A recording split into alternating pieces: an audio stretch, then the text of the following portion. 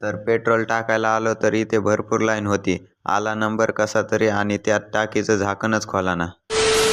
तर नमस्कार मित्रांनो, स्वागत आहे तुमचं आजच्या मिनी ब्लॉगमध्ये.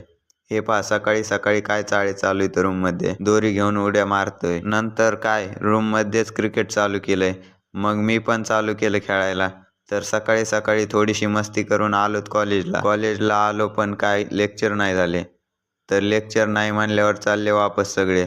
तर मित्रांनो, आता इव्हिनिंगचा टाइम आहे. तर पहा किती भारी वातावरण झालंय.